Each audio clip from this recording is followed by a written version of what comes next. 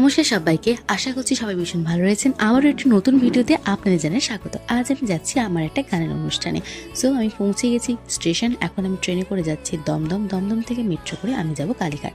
দেখতেই পাচ্ছেন মেট্রো স্টেশনে ঠিক কতখানি ভিড়, আর এই ভিড় ঠেলতে ঠেলতে আমি পৌঁছেই গেছি কালীঘাট। এবং অটো করে আমি চলে যাচ্ছি এখন ট্রায়াঙ্গুলার পার্ক, এবং এখান থেকে মাত্র 5 মিনিটের হাঁটা পথ। তারপরে আমি পৌঁছে যাবো সে বিখ্যাত কবি শরৎচন্দ্রের বাড়ি।